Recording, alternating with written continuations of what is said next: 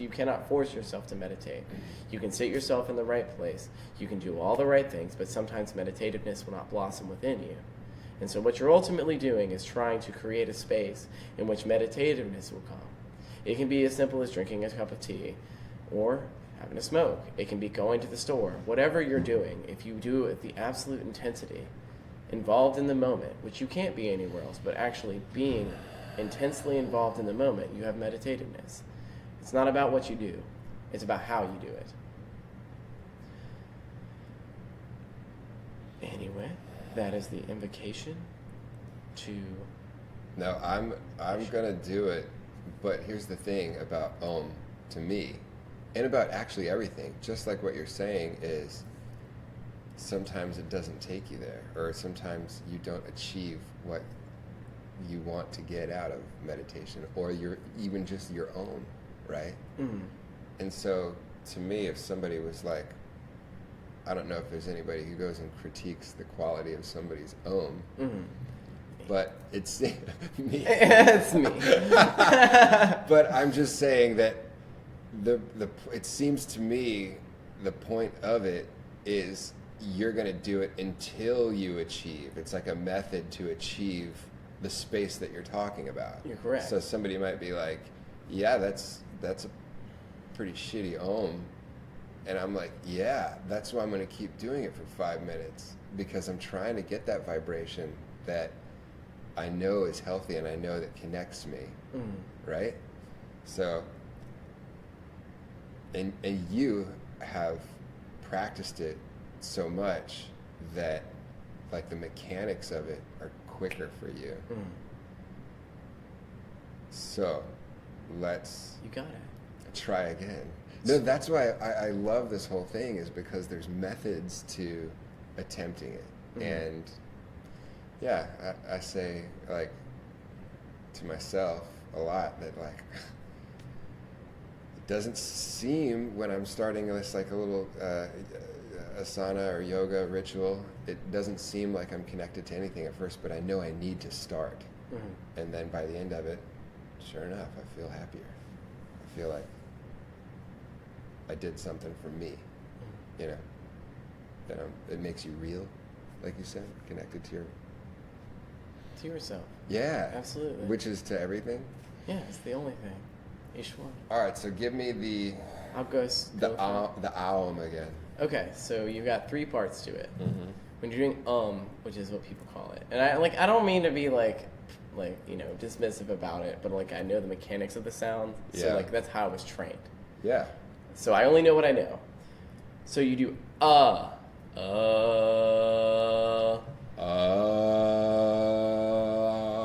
you go.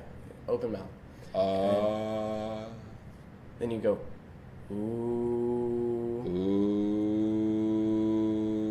And you feel it in different parts of the body. Yeah. So like is going to resonate lower chest, solar plexus area. Ooh is going to be in the throat. Ooh. Yeah, it's a different ooh when I like kind of focus on vibrating right there. Ooh. And then it'll be at the top of your nose. And your lips do kind of vibrate coming together. Yeah.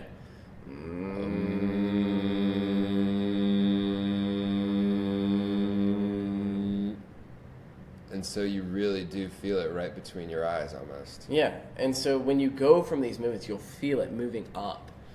So you go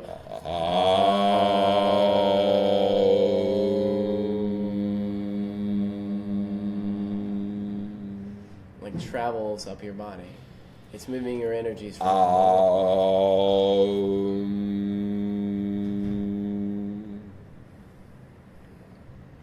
that gives it You taught me something right there, man. It gives the very sound a beginning, a middle, and an end that you can focus on. Mm-hmm. Much like sometimes postures are so difficult for people because they're like, yeah, I get how I'm supposed to, but that's really hard to overcome, like the pain of the strain or whatever. That is like, dude, you can focus on that sound. Yeah. People have been doing it for centuries. Those beggars you see on the side of the roads in India, that's what they do. Yeah? The sadhus. Oh, yeah. Centuries. Millennia. It's a long freaking time. I tell you what. Oldest religion in the world today. I'm going to get it, man. You got it, man. No, Thank you. That's something I do a lot, but it's never been unlocked in exactly that way of following that vibration from the lower part of yourself. And I think you can even take it all the way from the Muladhara now, like just all the way up through yourself, and then you're ending right here with that vibration. I don't know the sounds. So if you can figure it out, let me know. They've got like little cards that I'll tell you, but I don't remember. For what sounds? Like there's root sounds to every chakra. Mm-hmm. I don't know them. Yeah. Even a frequency. Yeah. So like the only ones I know is solar plexus. All right. So like let's go through them and their Sanskrit names because I know this. There's Muladhara, Swadhisthana, Manipura, Anahata, Vishuddhi, Ajna, and Sahasrara. There's many more chakras throughout the body, but those are where all the nadis connect. And so we say the 7 chakras, but there's many more than that. You can work on the smaller ones, but there's really no point because if you unlock the 7, it doesn't really matter because they are the focal points. The wheels of subtle energy that create your... Yeah, and they always meet in the spirit. form of a triangle, which is why when you see the chakras represented, there'll be triangle on top of triangle, or there'll be like 7 triangles inside of each other, but it always meet in the form of a triangle, but they're not like physical things. They're like energy pathways, but they always come in the form of a triangle, which is the form of both the masculine and feminine energies, which you have the Ida and Pingala, which are the masculine and feminine nadis, which is what, like, there's a lot of ways. I know a lot about... The Kundalini is the rising of that energy. Yeah. In like the most awakening way, right? Yeah, That's exactly. like the goal of almost like a lot of forms of chakras. What I've read is that Kundalini, like exactly like you just do with your hands, that little like snaking around of like the snake with this, like the 2 snakes in the scepter, or the tree of life, or the 7 chakras. It all like plays into each other. Everything is truth. If you look at it at its most basic, fundamental level. You can look at Kabbalah, you can look at like Sufism, you can look at anything that you're doing. They appreciate the same tenets, pretty much. All life is sacred. It's all the same. It's all a part of you. These are processes by which you can work. These are the virtues by which life exists, and these are the things you should avoid. Not because it's compulsory, but because it's better for you not to.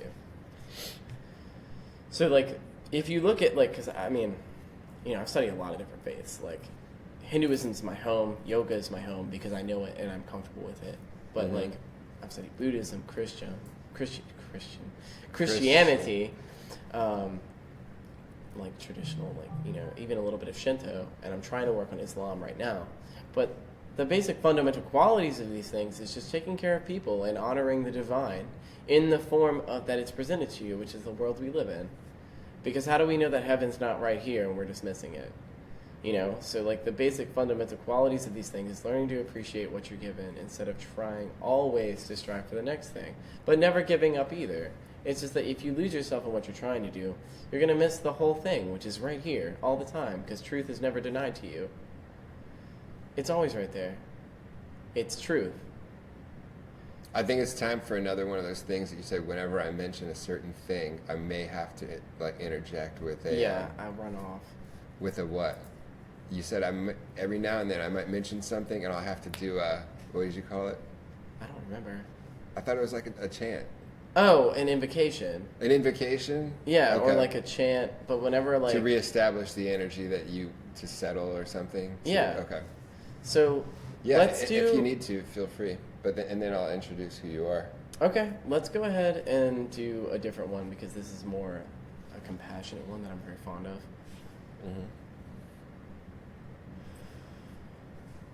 Karpura Gauram Karunavataram Samsara Saram Pujagindraharam Sadavasantram Hridayaruvinde Bhavam Bhavani Sahitam Namami. Yeah. Nice.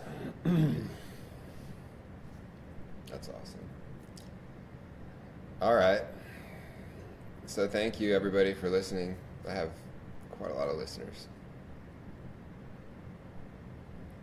It's not live, though, so thank you for listening right now. We're in a different now. My co-host today is Hunter. What's your last name, Hunter? Ellis, like the Ellis. island. Yeah, Ellis, like the island. And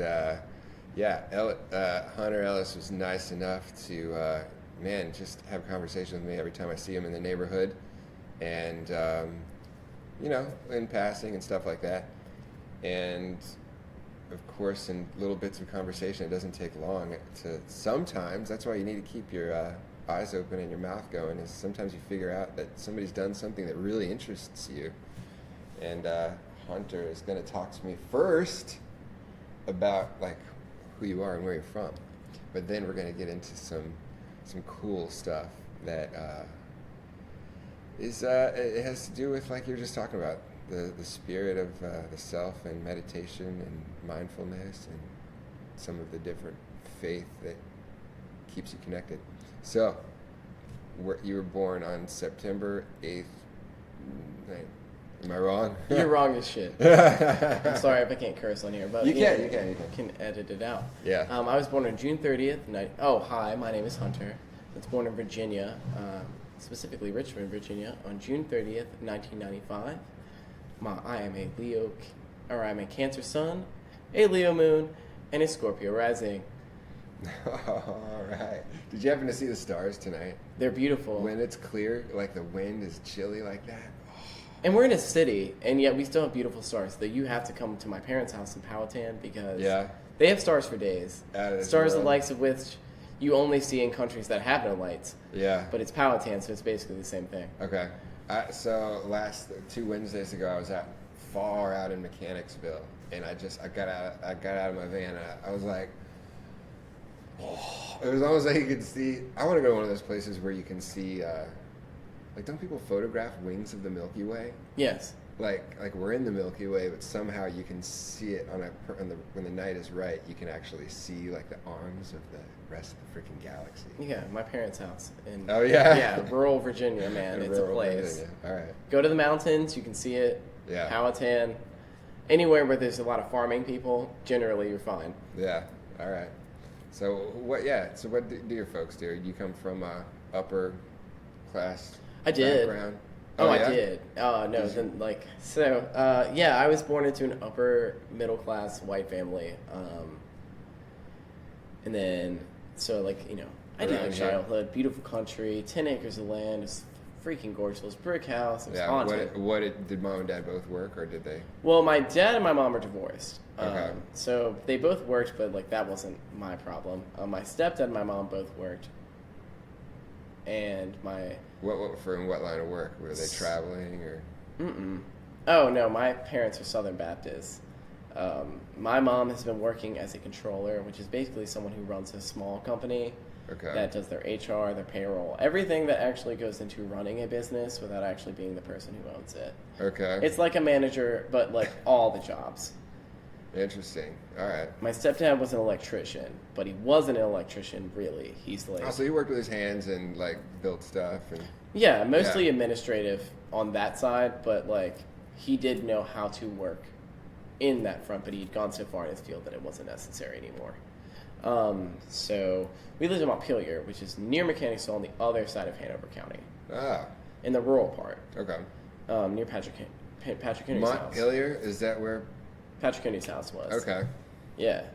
And what's the name of Thomas Jefferson's house? Monticello. Monticello, not Montpelier, but Monticello. Yeah. Okay. They took a lot after each other's names. Mount everything. Mount Even everything. though none of them lived in the mountains. Welcome so to Mount Vernon. that's the only one that's on kind of a mountain. Okay. It's really a rolling hill, but whatever. Man, you gotta. I want to get a house that I name something and don't people come over to my place. We're gonna have a party. It's gonna be at Monticello. Yeah. You have that iconic name that just will sing through the history. Hey, I know folks that do have houses that have names like that, and it always has this air of like this almost like Southern royalty. You never seen Saguaro Hill? Saguaro Hill? Yeah, we call it Saguaro Hill, but I know it's pronounced Saguaro. It's in Henrico, actually, near the Hindu Center of Virginia, which I highly recommend everyone go to at some point. But next to this is this weird, like, South United States little house with, like, the plaster walls, the cool little red tiles on the top. Saguaro? Yeah. He's got nothing but cactuses, and he's got, like, a river running through his house. You can't go there because it's a private residence, but he's basically made... It looks like a museum? Or? It looks like a little house from New Mexico has just dropped from the sky and landed in Virginia. Okay. With all the topography to match, too, though. He's got, like, sand and all this crazy stuff. Man, who is this guy? That's interesting. I don't know. Apparently he opens his house to the public once a year, but I've never been. All right. But if you like cactuses, it's the place to be because he somehow managed to transplant all these strange species to Virginia, which is, if anyone knows anything about geography... they're living. Yeah, it's nothing here. Yeah. It's Virginia. Man. Yeah. What a town. So Virginia is home. Did you you lived with mom and stepdad and out in Powhatan? No, we lived in Montpelier. They live in Powhatan now. All right. I have lived in Powhatan before, though. So, and then you go to high school around here. Were you like the only child? No, I have an older sister. Well, no, that's complicated. I have a very complicaed family history. Everybody does, man. And I'm trying to get, like, no matter what you say, somebody's going to relate to it. All right, so I had, because my mom's gotten remarried since then, and my dad's gotten divorced since then. I had a stepsister on my dad's side. Her name is Lauren. Lulu, if you can hear me, she's great. Lulu. Her name's Lauren, but we call her Lulu. And then on my mom's side, I had two stepbrothers. So we had a family of 6, Jeremy and Cody. And then I had my half-sister, Christina, who my mom had in a previous marriage with her father. She's 8 years older than me, but born the day after me, actually. So how much older? She's 8. She's technically 7 years older than me, but the day after that, she's 8 years older than me, so I say 8. So we lived in Montpelier. Well, they got married when we lived. So you got a lot of halves, and whose dad is who, and who's stepmom. No, that's my stepmom. It's her actual mom. It's her. Yeah, exactly. And so I have these brothers and sisters, but like I don't actually know them anymore. Okay. It's like we don't. You know what? That can happen.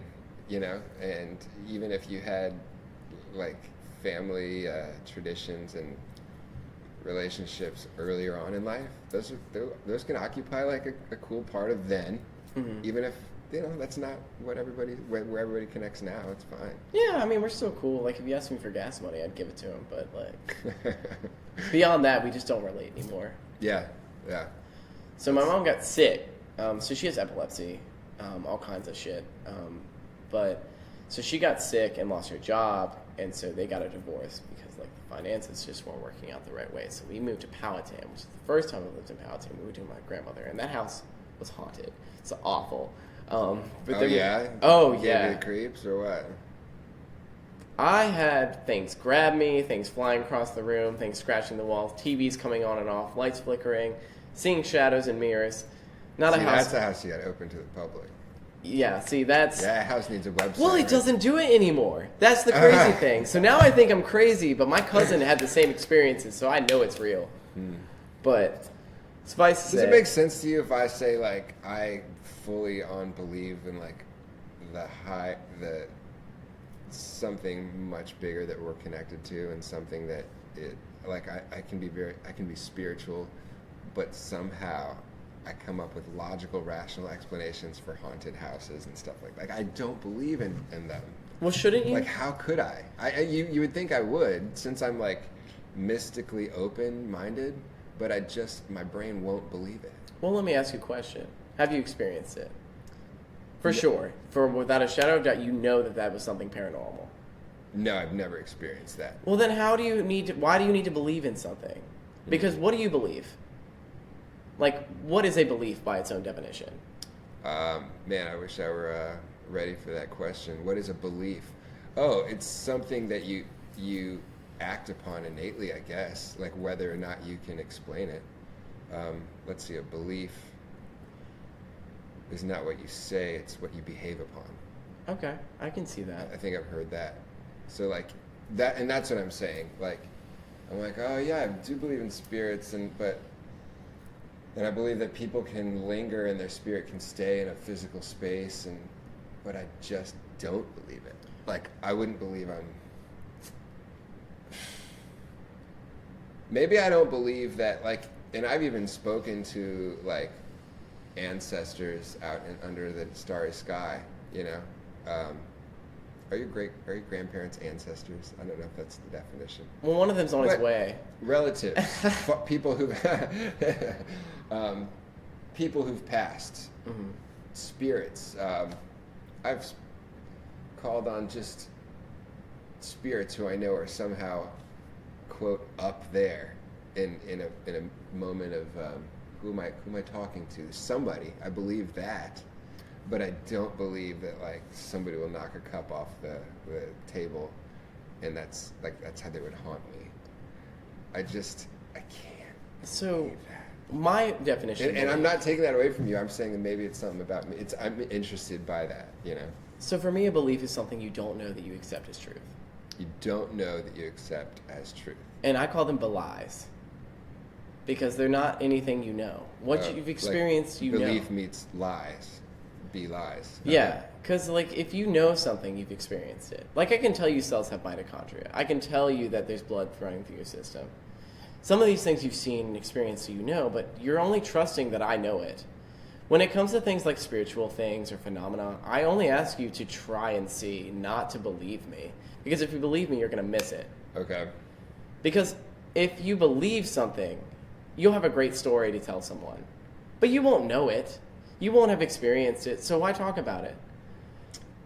For me, belief is just one of those things that's like, I know that there are paranormal things. Whether or not they were ghosts, I don't know. Yeah. They were paranormal things, but I don't know that they were ghosts. They didn't talk to me. They didn't say anything other than my name and screaming weirdly.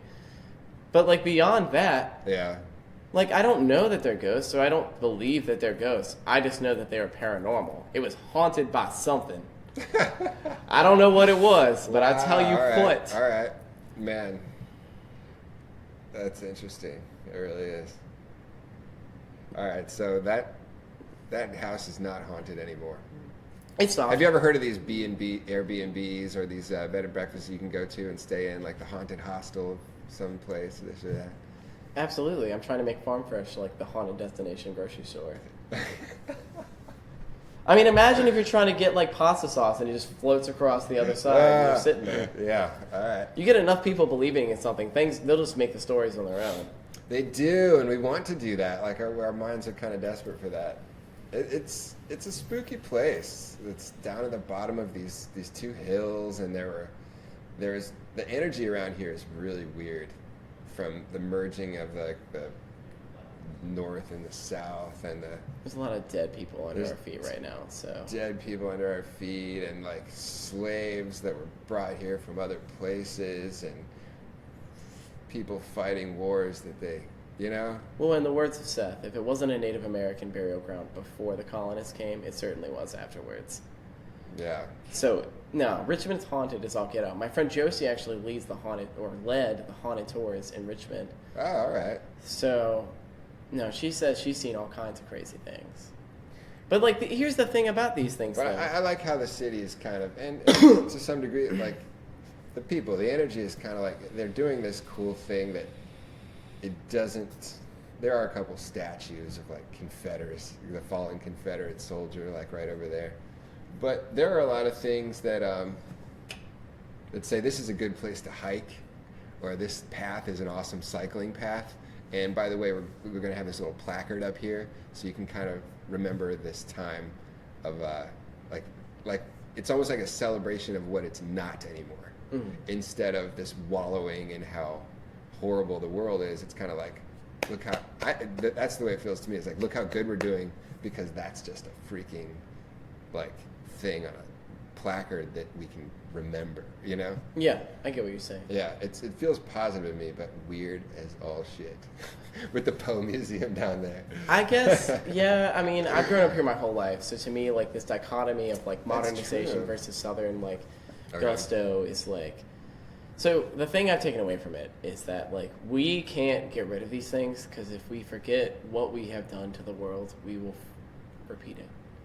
In something so small in the way in which we live our daily lives. Like, if you look at, like, you know, this was the paramount of slavery, of Jim Crow laws, this is the place upon which all those things were founded. Yeah, on the slave trail, they say that it was about, I think it was 29 years. This was, like, right there on that little river was, like, the largest importer of enslaved people on Earth, like, for 29 straight years.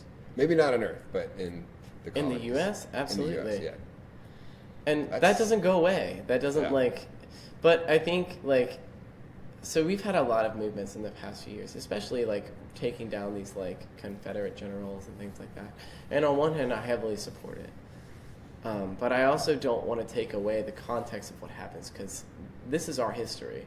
Whether we like it or not, it's the truth of what we experienced and lived in the past. Like, this is our history. Man. So we can't take away from that. I was out in California. Hello. All right, we're just doing our thing. You can join if you want. We can't take away from that, because if we do, then we take away everything that those people went through, everything that those slaves had to suffer through, everything that those generals believed in. Whether or not they were right, it was important to them at the time. Mm-hmm. They're gone now. Mm-hmm. But without that, we lose all semblance of ourselves and why we are the way we are today. Why our demographic is the way it is, especially in Shaka Bottom. Mm-hmm. Why we have, you know, the downtown on the high part of the city, and we have Shaka Bottom in the low part. All of these things play together, and I think if we rip the history of it to make it seem better than it was, we lose something. We lose the struggles of people who had to live through it, who still have to live through it to this day. Oh, yeah, for sure. But that's what being from Virginia is to me. It's having this weird dichotomy all the time of being northern enough to get things, but southern enough to have all this baggage that comes with it. But out as much. Yeah, you're saying it. That's what I'm saying. Is that you feel a bit of baggage, but I really dig that like you said, carrying that dichotomy forward in a good way. But not just only negative and not just only positive, but together. Yeah. Cool.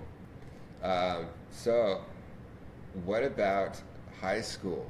Did you go to high school? So right around here someplace? Mechanicsville, actually. Okay. I went to Lee Davis from freshman year to senior year. All right. Good experience?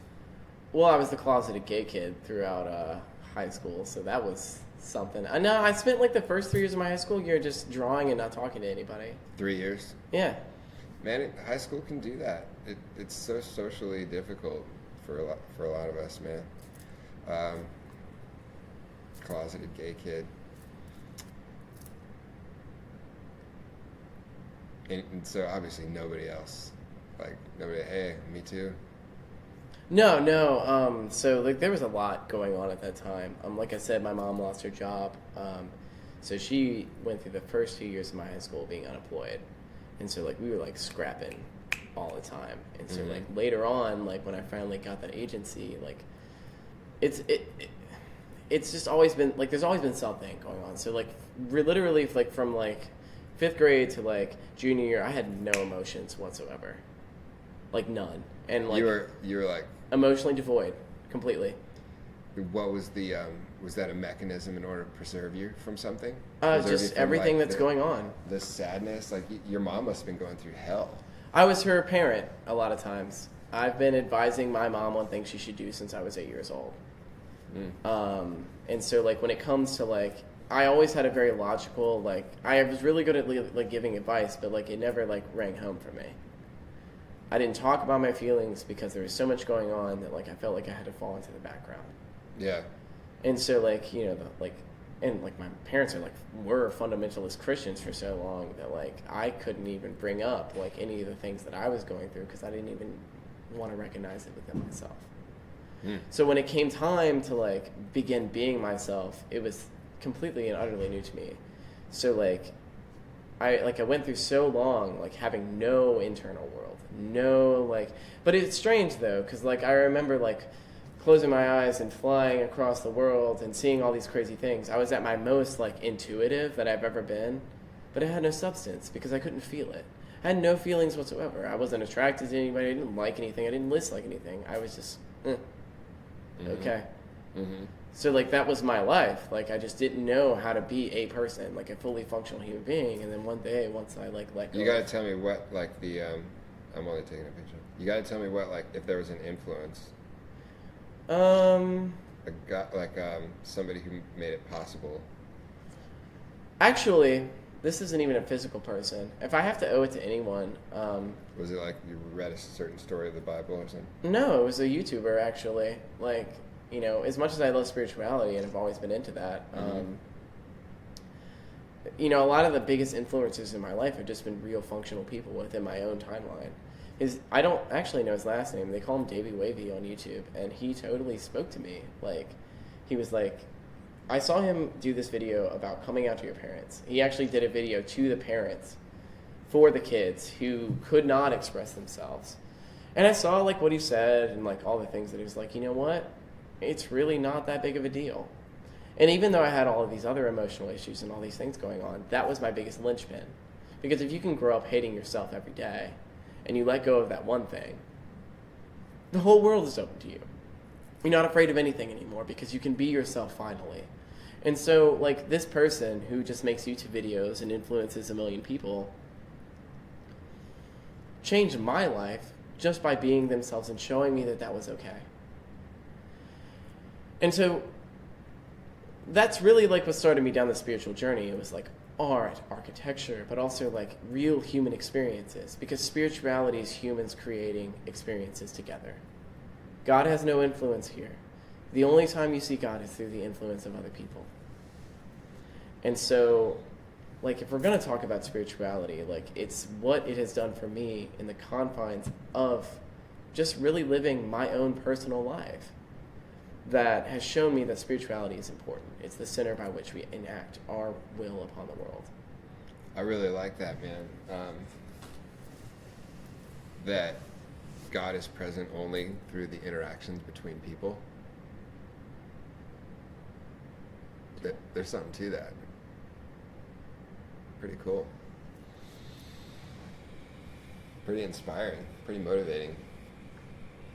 All right, so you see that thing, and it unlocks like the chance to not. You said you didn't have any emotions, but then you said that kind of told you that there was a little bit of hatred for, or a little bit of like, what was it? Not hate. You didn't like loathe yourself. Oh no, I did. Yeah. No, yeah, like. Do you know what a tulpa is? No. It's a Tibetan mysticism. It's been played up in a lot of other like things, but it's basically a psychic entity that is created by a meditative master to enact their will onto other planes of thought. Like, you know, people don't talk about shamanic journeys and like the astral plane and all these things. I had one, actually, and like I'm only talking about this now because it's relevant. I poured all of my self-loathing, all of my emotions, all of my hatred towards myself and everything that I lived into an alternate personality that lived alongside me. And that was where my emotional body was. I completely spliced myself with that because I could not deal with it. And so, when I say I had no emotions, the person that you're talking to right now lived and experienced a time where they had none, but there was an alternate writhing ball of emotions always there that I could not acknowledge. And so that's like what really taught me about the internal world. Like the other you that you couldn't be. Right. The thing that I was that I could not acknowledge lived and existed. Couldn't even touch it. Like you knew it was there. Yeah. But if for you to like touch it would just it'd be too much to deal with. It'd destroy me. Yeah. the me that I was. Where would you go? Yeah, like, wow. Because everyone runs from themselves constantly. Mm-hmm. I just had a really elaborate way of doing it. Yeah, and a way that you're defining so well, like right now. Like that's very visual. Like you can get that in a pretty concrete way. All right, so my little edgelord middle school self. Yeah. Yeah, so we're talking about middle school and then high school. So you get out of high school. Is the fourth year any different than the first three? Yes, it was great. What? I came out of the closet midway through my senior year, and I had the biggest rainbow poop I've ever had in my whole life. I completely changed my outlook on things. I had a boyfriend, I went to prom, I started engaging with people, and I really learned that human connection is my biggest focal point in my life. Being around people, knowing their emotions, learning more about them, and trying to help them in any way I can is my striving point in this world. And for me, that was what unlocked it. Acknowledging that I suffered, and so therefore everyone else's suffering is valid, not because it's the same, not because it's greater or worse, but because they have been through something and I can provide them something, was the focal point upon which I've chosen to live the rest of my life. I don't know what I'm doing with the rest of my life, and if anyone's listening, no one knows what they're doing. No one. We just do things, and sometimes it works, sometimes it doesn't. But for me, that focal point of trying to help others with their problems that they can't talk to anyone else about is my thing. Yeah. I think we talked enough about me. No, this is pretty much just me just trying to, share somebody who has not yet been shared with the people who have not yet heard you. I talk about me all the time. Well, you're pretty interesting. You've got the cutest son, though. He's not compared to adorable. that. I give him balloons. Oh, yeah, I know, man. Oh, Jack is... we'll go in and is Hunter there today? No, he's not here today, bud. I'm probably there. Just not present. Not at the beer counter. I don't work there anymore. I know, but he's still... these kids have long memories, Yeah. So that is going to be getting us out of high school, and that's a really cool story. That the fourth year starts to be this is who I am. Yeah. I can be that guy who does have emotions, who does call his shots. Yeah. Yeah. Man, I think there's people that are 40 and 50 and 60 that admit it. You have another you right next to you. We do. And getting in touch with that thing is what I'm trying to share, and I think what you weren't trying to share exactly that. You were just trying to help people out. But sometimes I think there's more to you, and if you don't know how to bring that about, the striving for it is a damn good thing.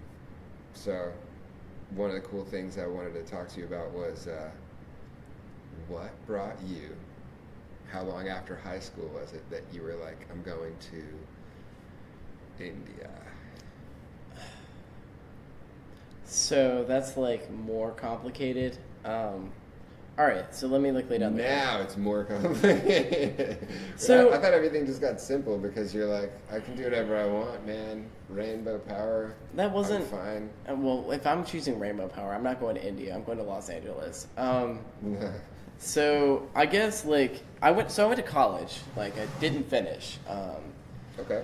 My first year of college, I met this fantastic woman. Her name is Paula Wynn. She's an art history professor. She's fantastic. She's kind of a bitch, but I love her. She's my favorite professor. And she starts showing us all this art from around the world. We come to the point where we're talking, because we don't talk about Eastern stuff a lot, because art history is a very Western-oriented thing. But we get to the Eastern world, we start talking about India, and we see these books. And I start reading things like the Bhagavad Gita, or the Dhammapada, or the Upanishads, or a path, what is it? John, he does A Path with Heart, I think it's John Korn or something, but he's really good. And then Thich Nhat Hanh, which everyone knows. I start reading all these things, I start doing the mantras and the meditations, and then what made me decide that was the thing that I should be doing is, this is getting really personal. I don't even tell my friends this story, but we're going to do it because we're doing Raw. So I'm doing these mantras, these meditations. I'm doing my japa. I'm doing long meditations afterwards. One day, I had just done my finals. It's springtime, everything's free, and I'm sitting in the student lounge, which if any of you have ever been to a student lounge in a college, you know that it's loud, obnoxious, and everyone's everywhere making lots of noise. I'm sitting there, I'm listening to my chalisas, like my, my bhajans, all these things that like are Hindu-centric worship songs, essentially. Okay. They're mantras that are played over music that are meant to... On your headphones? Yeah. All right. You can still hear all this stuff going on, and then I'm just sitting there and I'm listening to... It was a Shama Sanjit, which is a collection of poems written by a Muslim poet about the goddess Kali in Hinduism. So I'm sitting there and I'm listening to this one, and all of a sudden I'm in blackness. I see nothing. And whenever I close my eyes, I see colors.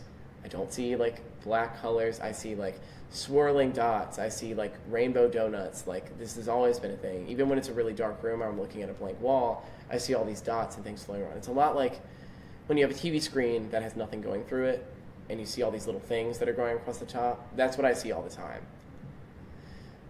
It's called visual snow. It's like a weird like pulmonary thing. Okay. In your eyes. But I'm sitting there, and for the first time in my life, I'm sitting in absolute blackness. And I see this little dot that's growing, getting closer and closer, and it's the Earth, and I'm like, oh no, and I'm falling towards the U.S., and then I see Virginia, and then I see my college that I'm sitting in at the time, and I look down, and I'm sitting, looking at my body, right there, sitting in meditation with all this stuff going around me, and then it feels like I fall, like I have a jolt, and I'm sitting there, and I like completely perk up, and I have this sensation of falling, and I look around, and I'm back in my college student lounge, looking around at these people playing Super Smash Bros. And talking on their phones.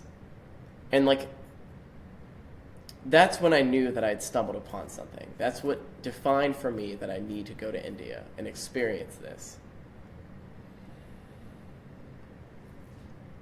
Well, I'm a poor college kid, so how do I do this?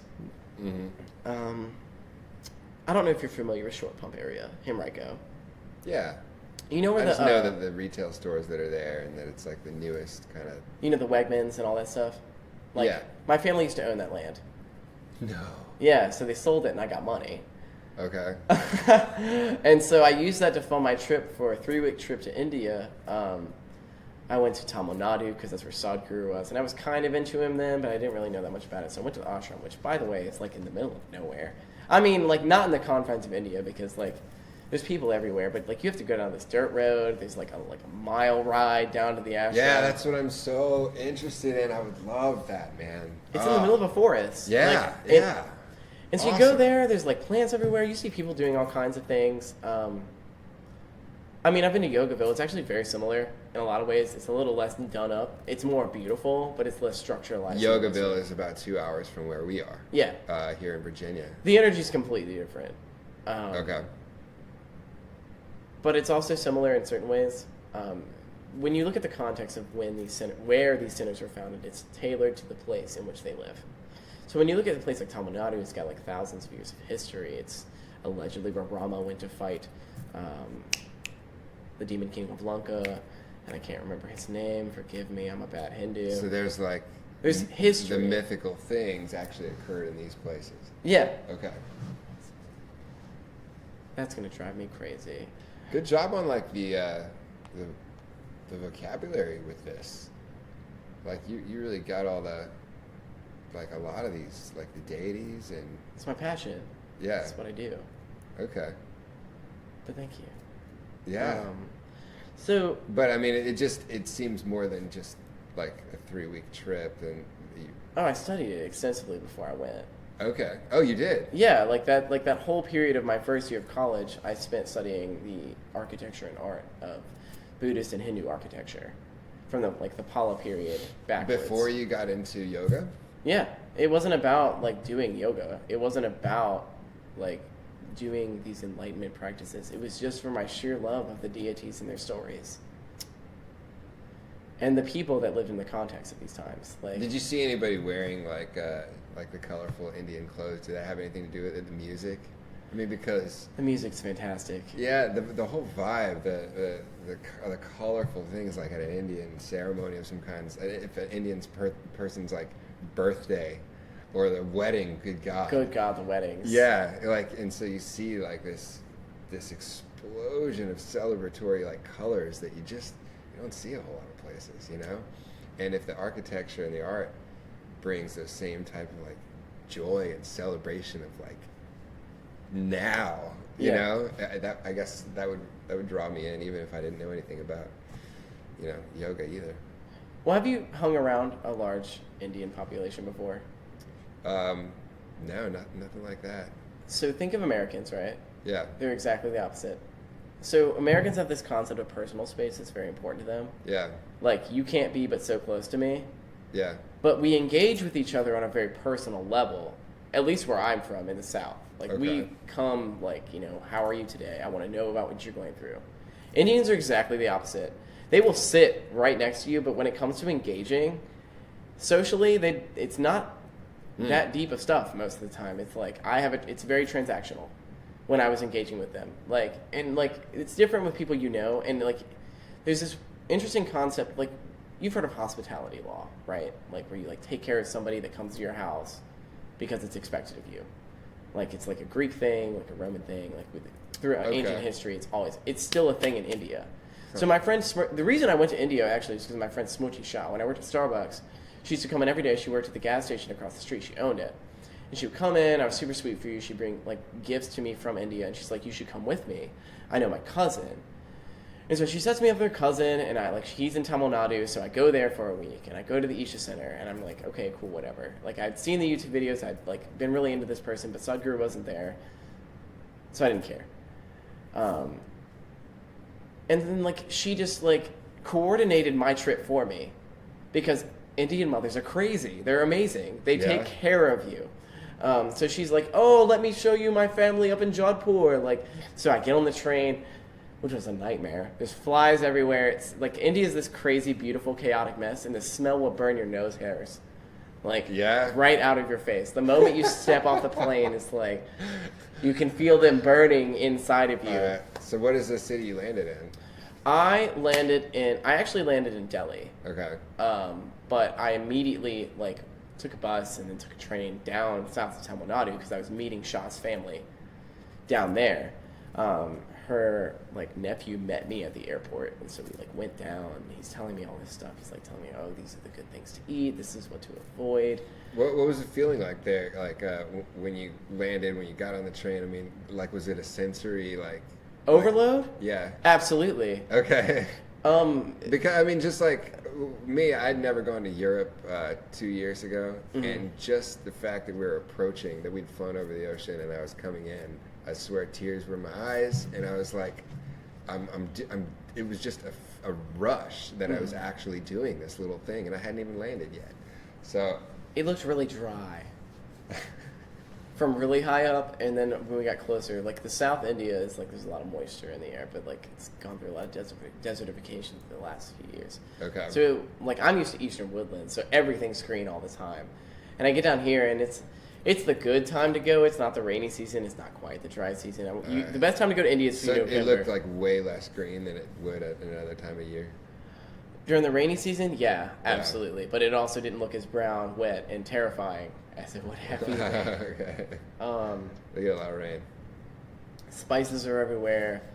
People are asking you for things, money, all kinds of crazy stuff. You're walking along, but like nobody's actually engaging with you. Like the guy's asking for money, but the moment you don't respond, he's like, all right, next to the next one. Okay. Then you see the sadhus and all the crazy people doing stuff, like, you know, people lying on beds of nails, which I didn't see that much of. People standing on their head, and also just people sitting in meditative, like, you know, covered in ashes, sitting in meditative poses and just waiting for whatever. The like crazy in town, just like they just sit everywhere. Like all over the place. The sadhus are all over the place. Yeah, it's still a thing.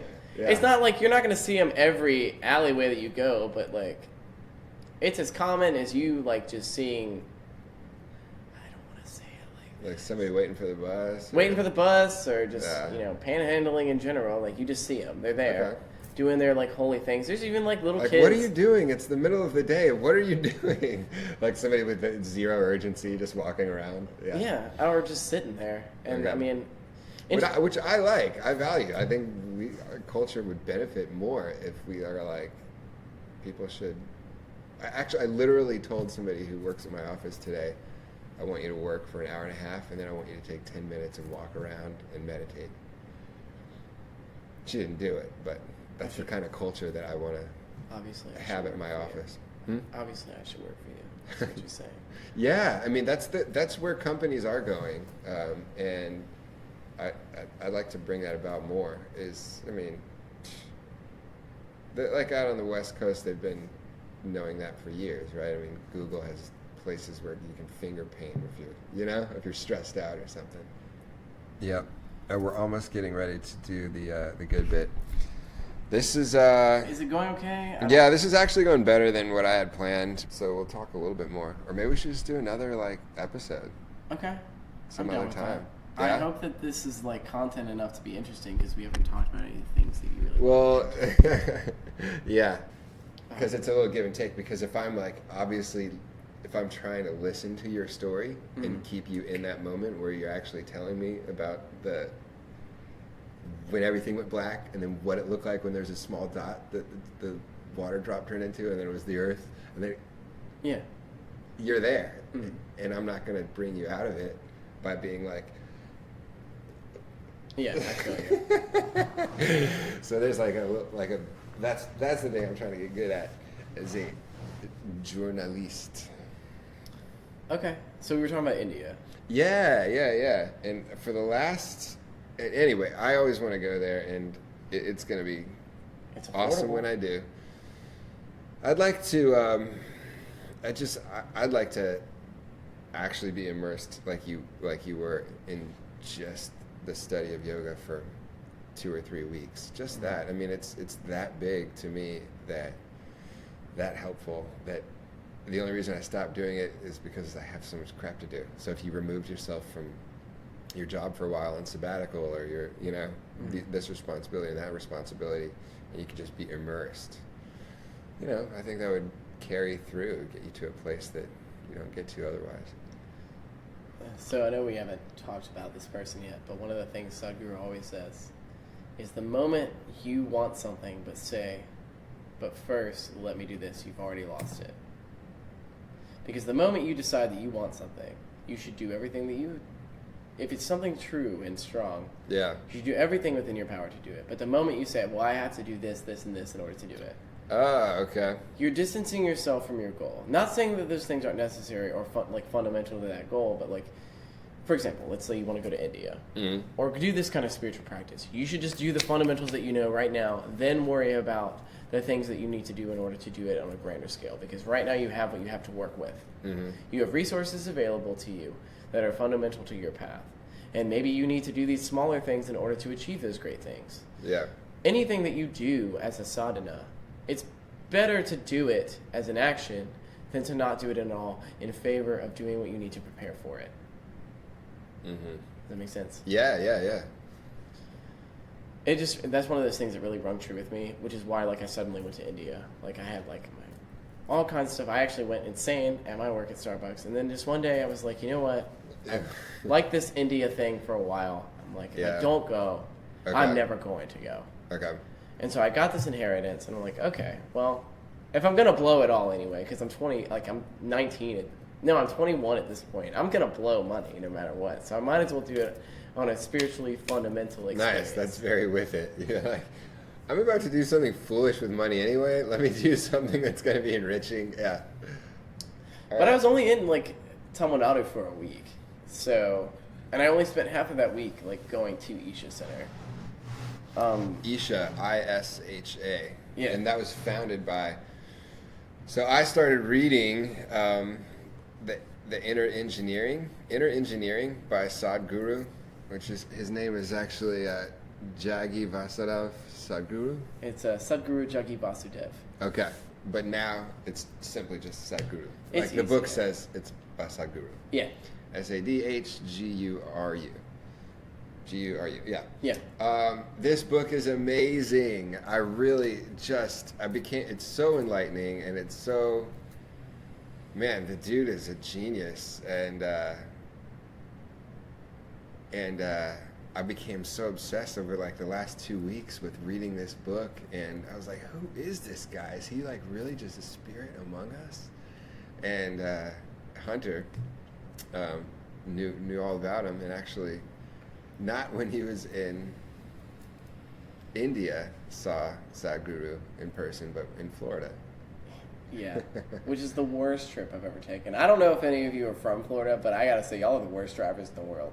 No matter what speed limit it is in Florida, they're going 90. Oh, yeah. It's like driving in India, which I did not do and I will never do. It's terrifying. Oh, yeah. I've heard the driving there is just freaking It's like a school of fish as opposed to like this organized thing that we have here. Yeah. As long as you get into that like biological mindset, you're fine. I won't do it. I just close my eyes. Every time we had to go somewhere in taxi cab, I just closed my eyes the whole time. Yeah. I was in Los Angeles.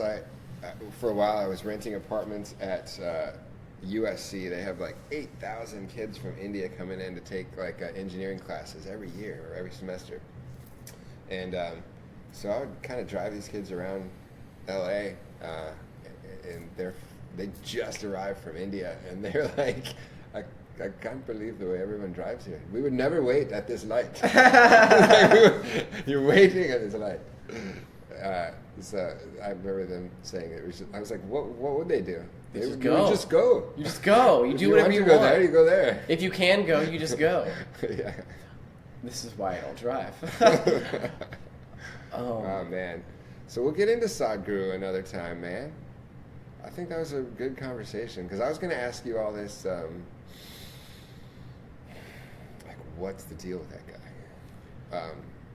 I don't know. But I admire him so much that on Sunday I was just like, all right, I got to see, like, what more to this guy. Like, all right, he was born then. I was like, does he have a kid? Yeah, he does. He has a daughter. Because he kind of seemed just like too high-minded a vibration for like children, or maybe he's like, maybe like the whole world is my children. And well, that's one of his things. Yeah. That was one of the meditations we actually did when I was in Florida. Okay. But like, I guess we gotta get into it another time. But I will say, he wasn't like, he got into it relatively late. I mean, he was trained young by a yogi, like in terms of like asanas and like physical postures. Yeah. But like, it wasn't until his like, he talks about that a little bit in that book. His moment of enlightenment happened much later, and he was just a rebellious. After he already had a business and everything. Yeah, he had a farm, he had a business, he had a motorcycle, he had a wife. I don't know if his daughter came before or after that, but they were married before that.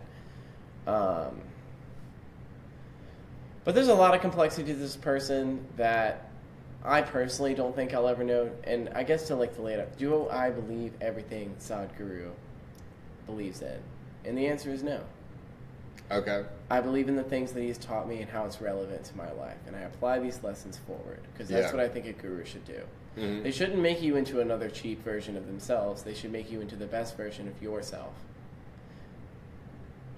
If you have goals, if you have things that don't line up with what he's saying or what he's doing, approach it by the methods that he's saying, but feel free to. He's giving you a tool, and it's up to you to use it the way that you want it to. So if we're going to get into another time, that's the one thing that's important to know, is that you don't have to believe everything a guru is telling you in order to be a good disciple. Yeah. Only to take their lessons into yourself and apply it to your everyday life, so that way you're changing what they're saying in a way that makes sense to you, because you don't live in the context that they live in. Mm-hmm. You live in your context, in your country with your people. And so if you're going to do anything, do it the best way you can, not in the best way that somebody else is telling you to do it. That's good to hear. I'm also 23. What do you know, Hunter? Wait till you're 40. Yeah, then I'll have it all figured out. No, no, the thing about is, well, so there's this big vibrating through line about all awakening and activating oneself and becoming who you are and who you're not supposed to. That's funny. It's supposed to be who you are. Becoming that, living now, being alive, and it's like this universal law of connectedness with the source energy or God. They don't really, the people who are awake, they don't tell you how to spell God. They're just, you're connected. Just one of my favorite ones is God is now. Now. So what connects you most with now? And Sadhguru seems to, because that, I hear that from a book by this woman, Jen Sincero, that I'm reading right now. Tony Robbins, the list goes on and on. The people that are saying the same thing, the secret type of message. Love The Secret. Right? Like all these messages of, you were saying one earlier, that of just to be you or to be yourself. Were you? Yeah, I'm probably. It's organic. But Sadhguru seemed to be like just saying all of those things in the most simplistic terms, like very clearly. And some of the main tenets are self-accountability, all of the 4 agreements. The thing with Sadhguru... Don't you roll your eyes at me, you damn 23-year-old. The thing with him is that like he spits on all these things too, and like he's saying it, he laughs about it, but he's also like constantly saying how like these. He's not trying to create a religion with it. He's not trying to create a dogma. He's like, these are just things that you do. Yeah. Whereas his criticism with like other like, and I don't want to call them philosophers because he hates philosophers, so I'm not going to call them that.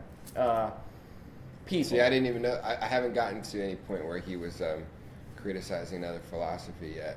Well, he doesn't like philosophy because that makes sense. For because him, philosophy is almost like an academic argument.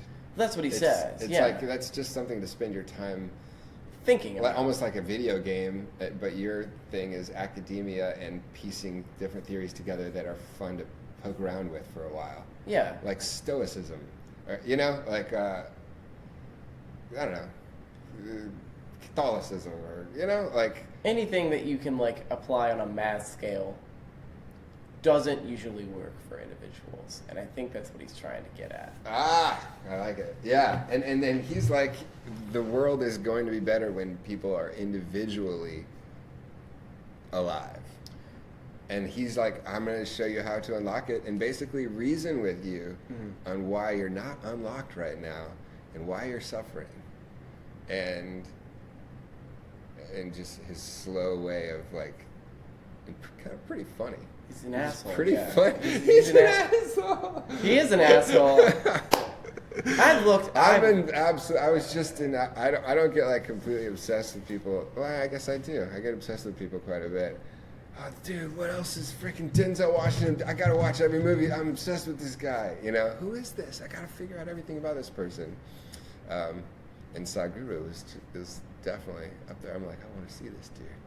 He's a short little man. Yeah. He's cute. Like, but he's real cute to look at from far away because he's sitting on this big chair. And like when you look at him on like, he doesn't always dress in like when he's at a speaking event. He wears the big stuff and he looks like this big, like you said, the aesthetic. But there's pictures on his Instagram when he's like playing freaking golf. Oh, he does everything. Yeah. He lives his life. Yeah. And he's like... He rides around on dirt bikes. They actually did a thing with Gordon Ramsay. I don't know if you've seen it. Gordon Ramsay went to his ashram. Okay. And like ate his food with him and everything. Nice. And Gordon Ramsay's like complaining about how there's no meat in anything. And how he's not supposed to try anything. Meat. Yeah, but by the end of it, he's like, you know, I mean, if you're going to go vegetarian, go to India. It's obviously the place to be if you're going to do it. Do you know Indian cooking? Do you do that? I do it all the time. Yeah? Yeah. Vegetarian? Both. Yeah. The only thing I don't eat is beef. Okay. But that's because of my fitness goals, not because of like, if I could get, I don't like meat. Like, I really don't. I don't enjoy it. And there are ways around it. But the things that I have to put into my system, like, you know, supplements, protein shakes, all this stuff, I don't like doing. I like food. And so, you know, like I'll make like buttered chicken, or I'll make like, you know, fish korma, or like vegetable kashmiri and all these things. You guys just got a bunch at the store. This big section of those little warming packets. Fuck those, man. Man, those are my figs. They're good, but if you make it yourself, it's 10 times Oh, I'm better. sure. Of course. It's yeah. amazing. You haven't had What I'm talking about is those little packets you pour into a bowl, or you throw the whole packet itself into boiling water, and then all of a sudden you've got like masala vegetables or something. The real reason I'm jaded is because I don't have a microwave, so I won't throw any shade at you about that. Yeah, somebody gave me a microwave a couple months ago. My roommates just refuse to acknowledge that microwaves exist, so I just don't get one. All right, so that was a little touching on. I got to share my recent obsession with reading or learning more about the guy who wrote the book I'm reading, Sadhguru, and you seeing him, man. And that was like, I was like, I can't believe you've actually met this guy. Met's a strong word. I saw him. Saw him. We shared an experience. It just happened to be with 1,000 people. Yeah. I mean, I've heard people talk the same thing about meeting the Backstreet Boys. You know, oh my gosh, they're so. I can't believe they walked out there, and I literally started crying. So some of it is build up, and the group experience of, this moment is actually happening. The build-up has something to do with it. It does, but I was if the lead singer of the Backstreet Boys just came and sat next to me on a bench, and I didn't know who he was, I wouldn't find him to be like this. And that wasn't me talking about the Backstreet Boys, by the way. It was actually my little sister. I mean, if you love the Backstreet Boys, it's okay. I forgive you. So who would be maybe like a moment, like for me? No, I get what you're saying. Yeah, like you've idolized this you're person so long. Swooped up in the moment, and in theater, there are exercises that you do that you see spirit come out of the people who you're in theater with, who you're practicing this thing with, and all of a sudden you see something, and it's like that you just did this thing that absolutely stirred me to the core. And sometimes it's just the getting there, and now you're there, and now you're ready, and there's that dude, and you're like, and then he can just captivate you. Well, I'll actually talk about my experience with Sadhguru, meeting him next time, because you might be surprised in how little the build-up actually led into it. Really? Yeah, and I won't spoil it because it's actually quite interesting. All right. Cool. All right. That will be on part 2 interview with Hunter. Thank you for listening, everybody. And anything else that you would like to say to the people? Just thank you for listening, and I appreciate your time. And I hope to see you soon. Yeah, thanks for sharing your Namaste. story. God bless. All right, point is, what did you think about hanging out with Hunter?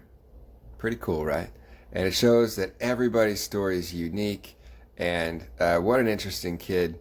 You can tell he likes to enjoy life, he's passionate about some things, and he's toughened up. He had to get tough from a couple things he was talking about.